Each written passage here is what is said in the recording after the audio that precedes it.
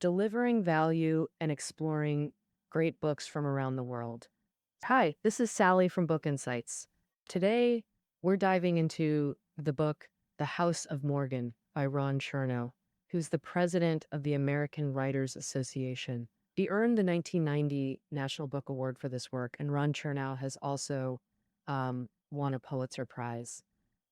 He specializes in biographies of financial and business figures and was named America's Best Biographer by Forbes magazine.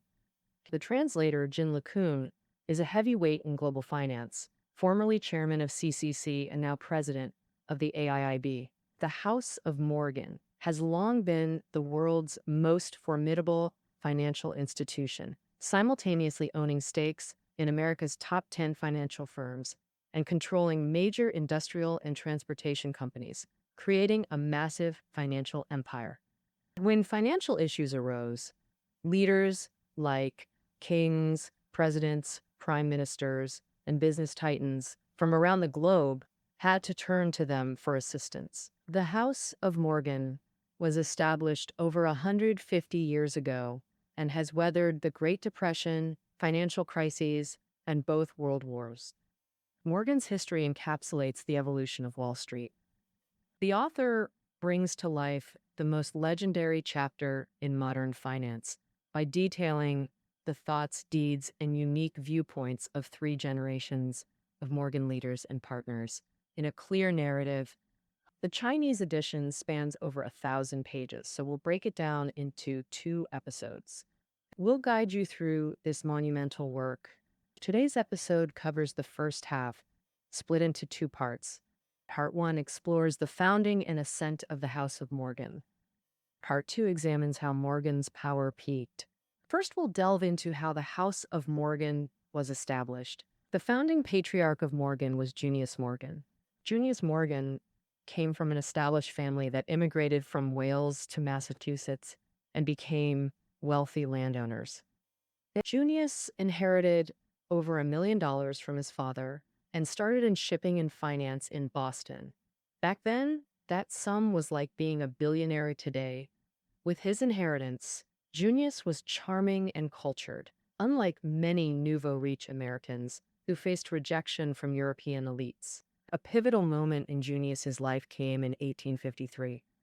In May of that year, George Peabody, a prominent American banker in London, invited Junius Morgan to become his heir and main partner in the firm. Peabody was also American. He came to London in 1838 to start his business. His Peabody Bank was already a key bridge linking British and American finance, ranking just behind the Paris Bank and Rothschild in London's financial district. Peabody didn't plan to pass the business to his family, but to an expert who could ensure Peabody Bank's lasting prosperity. He had clear requirements for his successor: sociable, married, well-bred, experienced, and an American financier acceptable to Europe's financial circles. Junius Morgan, in his first meeting with Peabody, showed wit and kindness.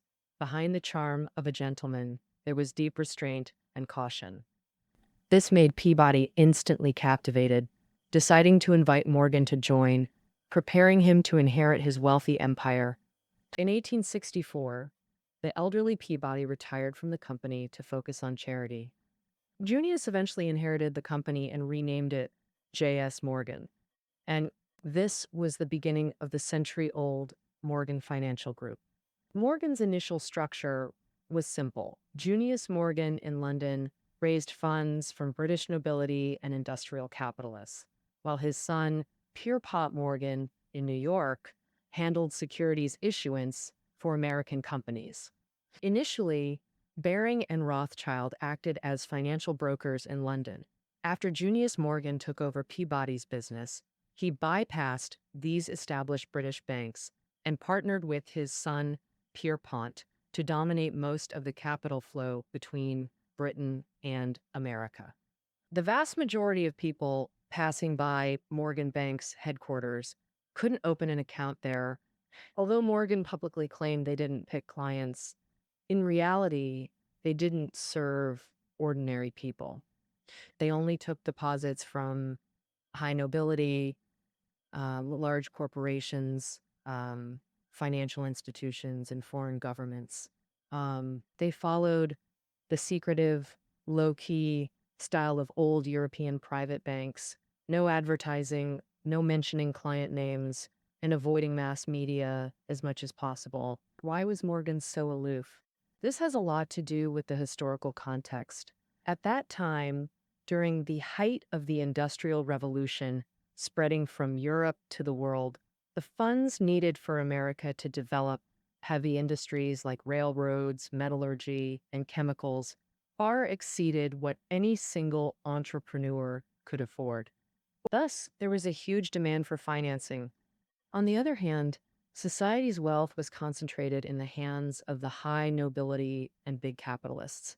Ordinary folks didn't have much spare cash to invest. So private banks primarily leveraged their connections in wealthy circles for financing.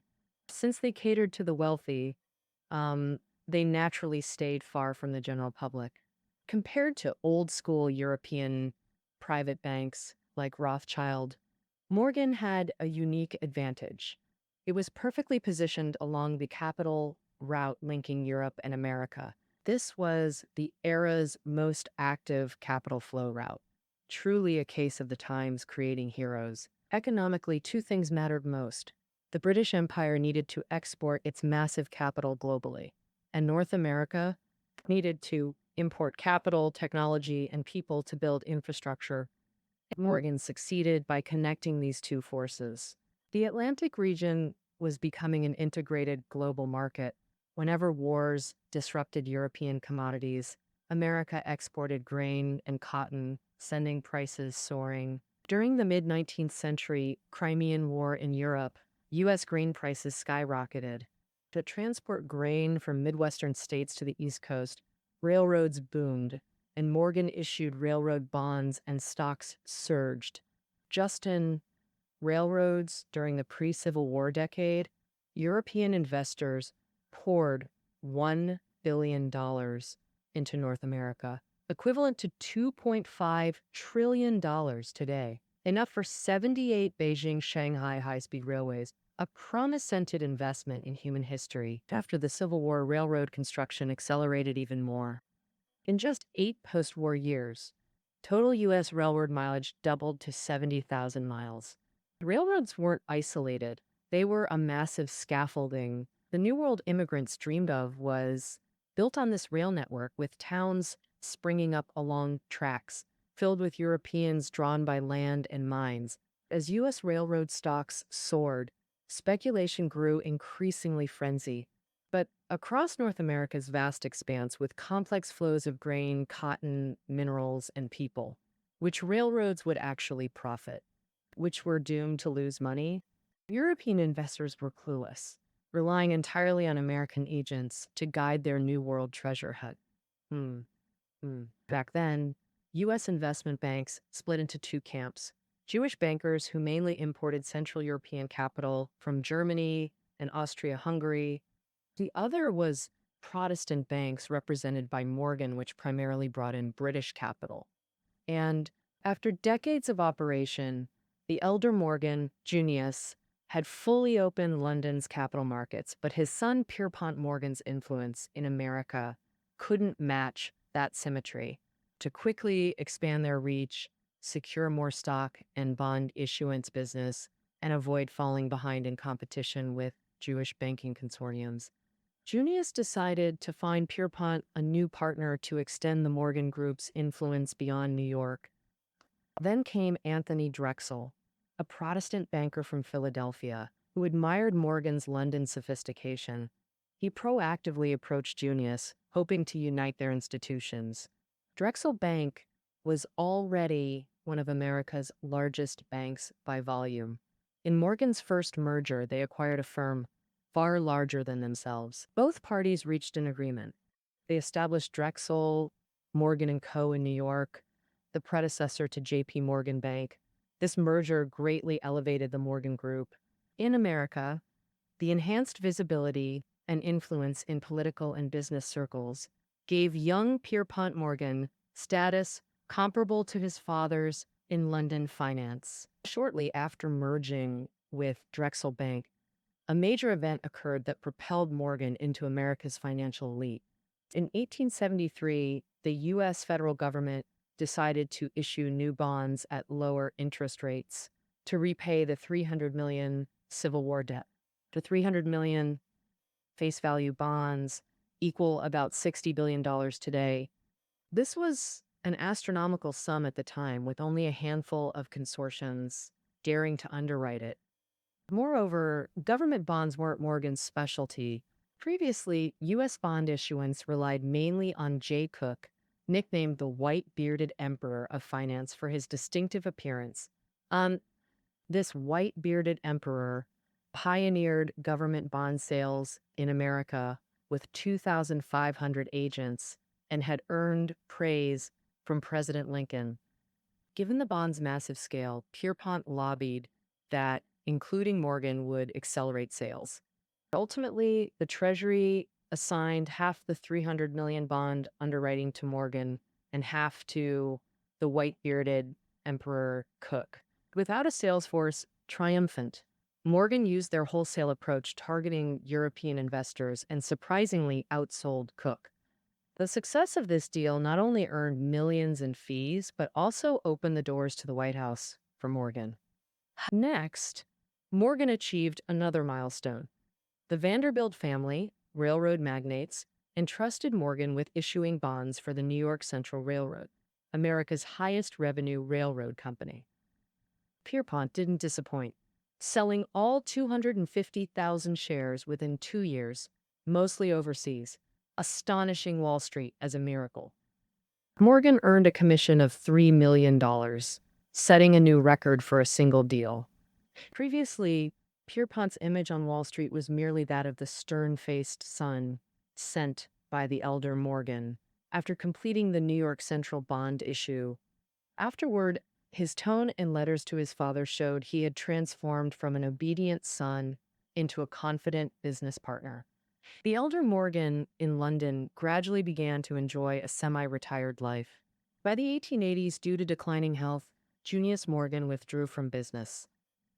Under his leadership, Morgan replicated the private banking model pioneered by Baring and Rothschild in the U.S., enabling Morgan to shine in American finance. All right, that concludes the first part. Next, we'll cover the second part. Pierpont Morgan built a financial empire, bringing Morgan's influence to its peak. In the spring of 1890, the elder Junius Morgan died in a carriage accident, and Pierpont inherited control of the Morgan banking empire. Junius had long planned for succession, aiming to emulate Baring and Rothschild by continuing Morgan as a family enterprise, with the primary task of grooming a qualified successor. Junius's only son, Pierpont, received a full gentleman's education in Europe, mastering French. After college, Pierpont served as Morgan's agent on Wall Street, providing political and financial intelligence on the New World to London. And while expanding family wealth and superior education endowed Pierpont with a confident and bold personality. In 1859, at the age of 22, Pierpont made a speculative trade in New Orleans without company authorization. He used firm capital to buy a whole ship of Brazilian coffee that arrived without buyers and quickly sold it for a huge profit. During the American Civil War, Pierpont bought a batch of old firearms stored in a New York dock warehouse, refurbished them slightly, and sold them to the desperate Northern Union Army, making 5 times the profit. Pierpont's confident and aggressive personality hinted that he was destined for bigger things, and the Times truly gave him a grand stage to shine. In 1893, the first major industrial depression swept across America. Industrial capitalists who had been charging ahead with expansion lacked experience in handling financial crises. Many businesses, unable to cover expenses, teetered on bankruptcy and had to seek support from big banks.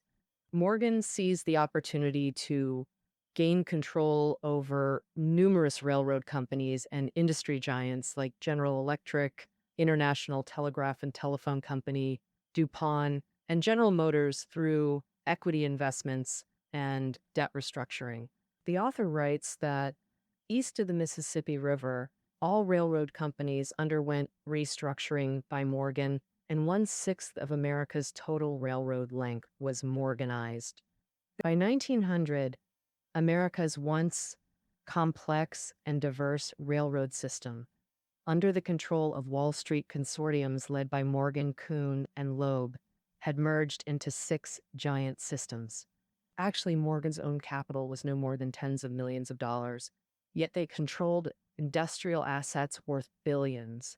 Um, how did Morgan pull this off? It wasn't through equity trusts. Back then, limited liability systems weren't widespread.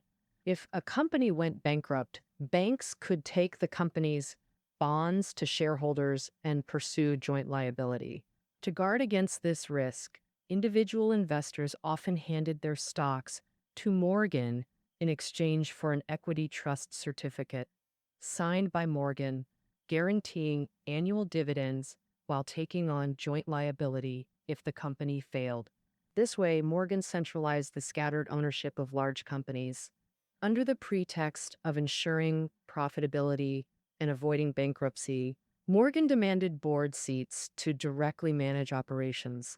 This was the equity trust model. Through this, Morgan controlled vast assets, and M organization ended the chaotic competition in America's railroad industry. What exactly is chaotic competition? For example, speculators seeing others' projects make big money would build a competing railroad nearby, slashing freight rates without limits to grab cargo. Objectively, Morgan did Americans a favor, but this shifted the power dynamic between bankers and industrialists. Previously, bankers were mere intermediaries, meeting industrialists' financing needs, borrowing from Europe without interfering in operations. Now, this borrowed money became bankers' tool to control companies. Should Morgan really possess such power? While the American public and politicians debated this intensely, Pierpont showed no sign of slowing his expansion. To prevent industry giants from clashing and harming the sector, Morgan, already owning America's second largest steel company, targeted the top steel firm for acquisition. Andrew Carnegie's Federal Steel aimed to form an unprecedented steel trust, while Pierpont sought to monopolize transatlantic shipping by creating International Mercantile Marine. Then, the world's largest shipping trust. This company operated over 120 steamships, the world's largest private fleet at the time. To compete with rival Cunard Line, Morgan commissioned White Star Line to build 2 super luxury liners, Titanic and Olympic. Of course, as today's listeners know, Titanic's sinking ended Pierpont's Atlantic monopoly dream. Morgan controlled industrial firms through equity trusts by placing directors to M organization scattered companies. They drove America's first corporate consolidation wave, pushing railroads, shipping, metallurgy, and chemicals toward monopoly. We might view Morgan as a private economic planner, preventing blind expansion while halting chaotic competition, enabling America's infrastructure and manufacturing to rapidly surpass Europe's traditional powers and reshape global industry. Monopolizing key sectors was just part of this grand blueprint. To control more companies, Pierpont needed constant financial expansion. When million-dollar securities were major projects in early 1900s, Morgan issued $1.4 billion in stock for U.S. Steel, history's first billion-dollar capitalized company. Consider this, all U.S. manufacturing capital combined was just $9 billion then. Pierpont formed a syndicate of 300 issuing institutions to underwrite this $1.4 billion worth of stock. Although many predicted that such a huge deal would saturate the market, and caused stock prices to fall. The stock of the world's largest steel trust was successfully issued, validating people's assessment. Morgan could even find buyers if he issued stock in the Sahara Desert. Morgan was able to raise such a huge amount of funds at once. On one hand, it was due to his excellent reputation. More importantly, Morgan employed similar methods as controlling industrial companies to control numerous commercial banks, insurance companies, and trust companies. Taking advantage of the 1907 U.S. banking crisis, he purchased a large amount of National City Bank stock and placed his sons, Jack Morgan and others, on its board. Morgan was also the largest external shareholder of First National Bank. Around the same time, Pierpont also controlled several trust companies in New York through equity trusts. 2 years later, he took over Guarantee Trust Company of New York, forming America's largest trust company under Morgan through a series of mergers.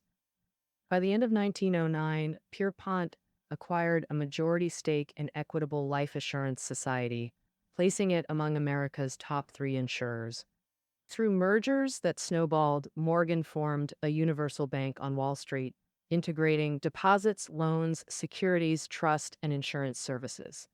Like in industry, Wall Street bankers cross-invested, exchanged board seats, and formed interest groups, able to pool billions in social capital instantly.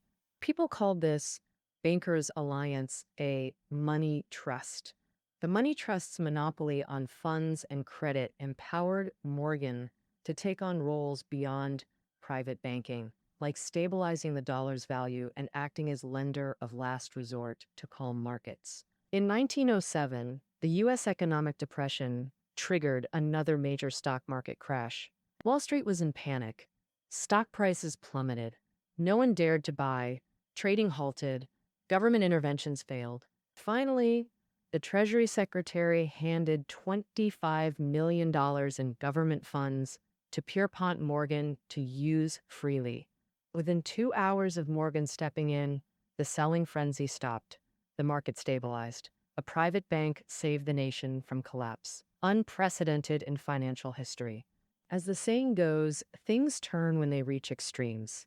Morgan's rapid expansion in the early 20th century, like adding flowers to brocade, hid underlying risks. The American public grew increasingly wary of him. A family bank managing so many industries inevitably made mistakes, and any misstep could fuel greater public resentment. The spark that ignited public anger was the New Haven Railroad Company under Morgan. In 1911, the downfall of the New Haven Railroad arrived as it was forced to lay off employees due to massive debts. Cutting wages, delaying track maintenance, and slashing costs worsened its performance.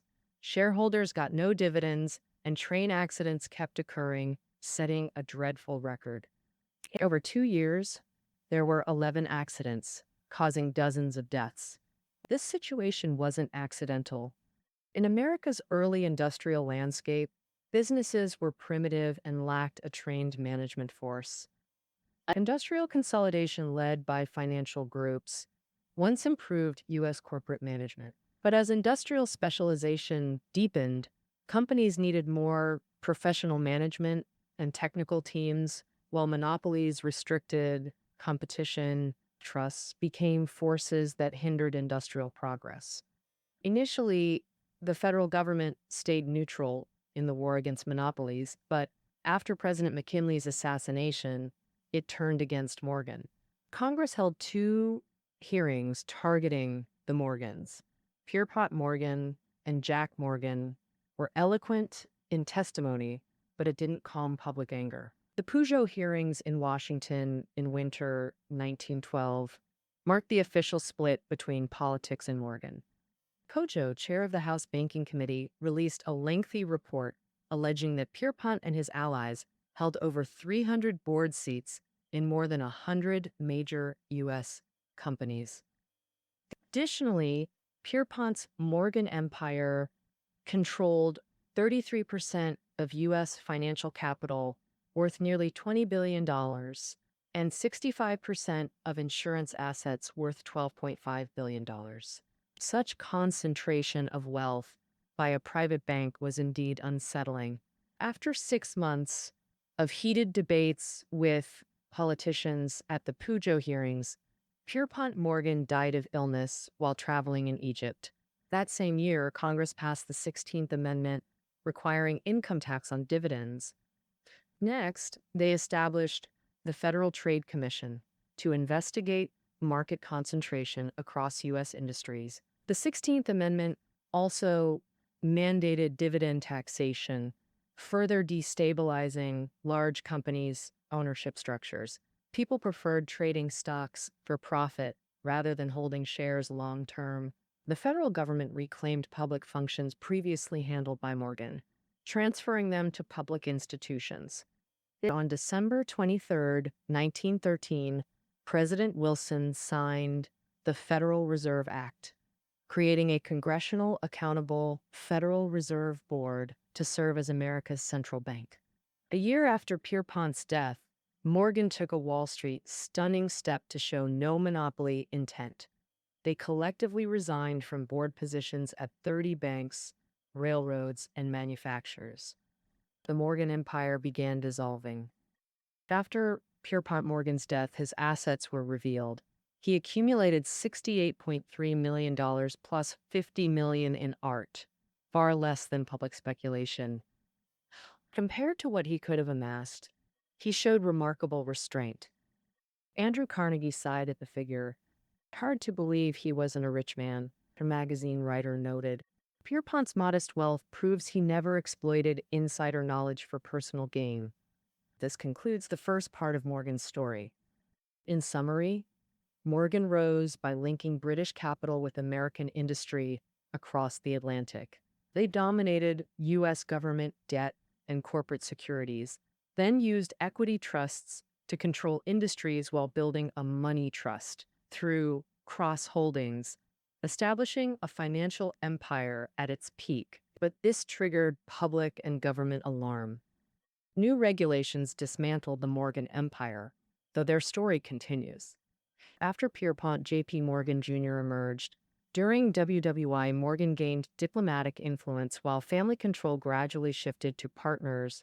Split again under Roosevelt's New Deal, the three separate Morgans rose to prominence after World War II through financial innovations, all becoming international financial giants. If you want to learn more about the epic historical story that follows, please listen to the next episode of Morgan. All right? That wraps up the first part of Morgan for you. The keynotes for this episode are below the audio. We'll see you tomorrow.